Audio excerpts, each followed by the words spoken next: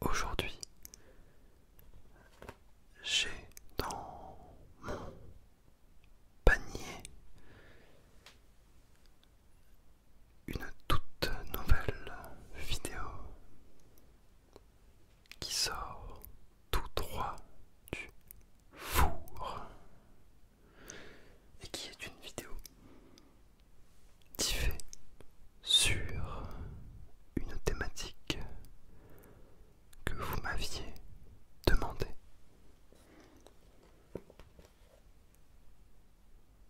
Je te le donne en mille. Il s'agit des orages. Et d'ailleurs aujourd'hui on va faire quelque chose d'un petit peu différent puisque nous allons voir les 10 choses à éviter lors d'un orage. Je te propose de commencer tout de suite avec la première chose qui est de ne jamais vous coucher au sol. On peut se dire que comme la foudre touche les structures les plus hautes, en général, il serait judicieux de se mettre le plus près possible du sol, mais c'est faux. En réalité, il ne faut jamais se coucher par terre, puisque le courant électrique peut être dangereux sur le sol, même à 100 pieds de l'impact. Il est plutôt conseillé de s'accroupir, avoir sa tête entre ses bras et ses jambes, et de se couvrir les oreilles. Deuxième chose à faire, plutôt à éviter lors d'un orage, c'est de rester à proximité ou à l'abri d'un objet en bois. On a notamment John Jensenius qui est un spécialiste de la foudre au sein de la National Oceanic and Atmospheric Administration des États-Unis, qui a indiqué qu'il est extrêmement risqué de se réfugier, par exemple sous un arbre, pendant un orage, puisque selon l'endroit où vous vous situez, les arbres ont de fortes chances d'être les objets les plus hauts qui vous entourent. Ils seront touchés par la foudre avant vous, mais l'éclair peut néanmoins rebondir sur l'arbre et vous toucher, car le corps humain est un bien meilleur conducteur d'électricité. Donc il est plutôt conseillé d'éviter tout ce qui est structure en bois et donc bien évidemment les arbres. Troisième chose à éviter, c'est de rester au grand air. Selon le Center for Disease Control and Prevention, le CDC, les aires ouvertes comme les porches, les chapiteaux, les terrains de golf ou les parcs sont à proscrire. Dès que vous avez connaissance d'un coup de tonnerre ou d'un éclair, réfugiez-vous absolument à l'intérieur. Quatrième chose à éviter lors d'un orage, c'est d'être en contact avec le béton. On sait que les murs, les planchers, les édifices en béton sont habituellement construits à l'aide de câbles ou de barres de métal. Or, le métal et la foudre ne font pas super bon ménage, donc à éviter. Cinquième chose à proscrire, c'est de prendre une douche. Ce simple geste qui est un geste du quotidien peut s'avérer très risqué si la foudre touche directement votre maison pendant un orage violent. En effet, l'éclair peut vous atteindre en parcourant la tuyauterie, que vous soyez sous le jet ou en train de vous laver les mains, donc attention aussi à ça. Également, sixième chose à éviter, c'est de rester en groupe serré. En effet, lorsqu'un orage frappe, ne restez pas près de vos amis ou de quiconque. Vous réduirez ainsi le nombre de personnes risquant d'être atteintes par des courants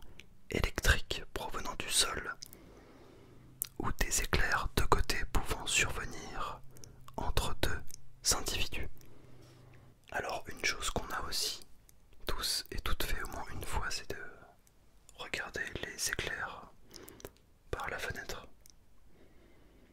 Apparemment, c'est quelque chose également qui est à éviter. Et ça constitue d'ailleurs notre 7e chose à éviter lors d'un orage. Il ne faut pas oublier que les portes et les fenêtres qui contiennent fréquemment des parties en métal conduisent, je vous le rappelle, l'électricité. Donc il faut faire un petit peu attention à cela. Même si vous allez me dire les probabilités sont hyper faibles. Mais bon, le risque zéro n'existe pas pour autant. Et c'est d'autant plus dangereux quand la foudre est au-dessus de votre maison, c'est-à-dire proche de vos fenêtres. Là ça peut être effectivement dangereux. 8e chose à éviter, c'est de rester en contact avec quelque chose d'humide, puisque le National Weather Service rappelle que l'eau, à l'instar du métal, n'attire pas la foudre, mais c'est un excellent conducteur. Retenez bien ça. Si vous touchez quelque chose de mouillé ou que vous êtes carrément dans l'eau ou trempé, vous courez un grand risque d'électrocution.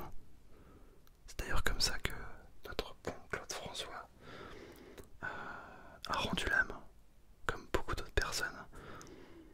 Donc il faut faire gaffe.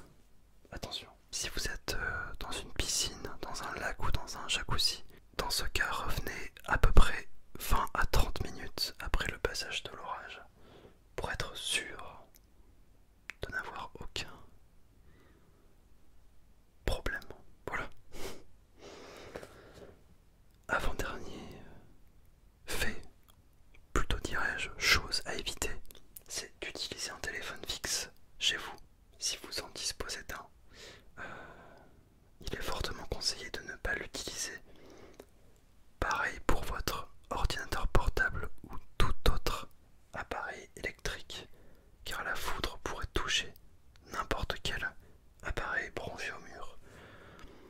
En fait, dès lors que vous avez un appareil électrique qui est branché à une prise, ça peut s'avérer dangereux. Si vous devez vraiment joindre quelqu'un pour X ou Y raison, préférez le téléphone portable si celui-ci, bien sûr, n'est pas branché sur une prise, évidemment. Et enfin, la dernière chose à éviter lors d'un orage, c'est de craindre de venir en aide à une personne ayant été touchée par la foudre.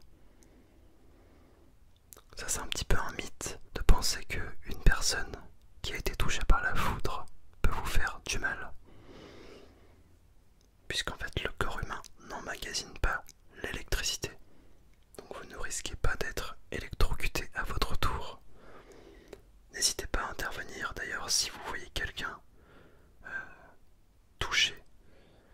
Vous pourriez à coup sûr sauver une vie, donc souvenez-vous-en si ça vous arrive. Bon, après de là à ce que ça vous arrive, bon, c'est pas tous les jours, mais c'est toujours bon de le savoir.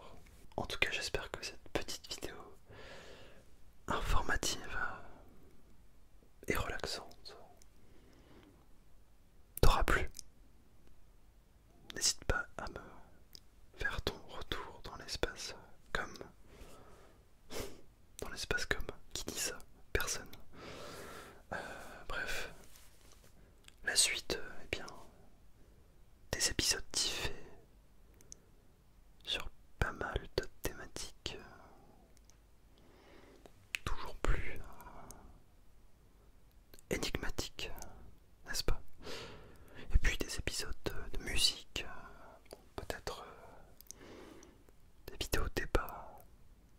Ça fait longtemps que j'en ai pas fait, j'aimerais bien m'y remettre la patte à l'étrier, le pied à l'étrier. Ouais, je me rappelle que j'ai tendance à mélanger complètement les expressions. Ça c'est un fléau signé Louis. Bref.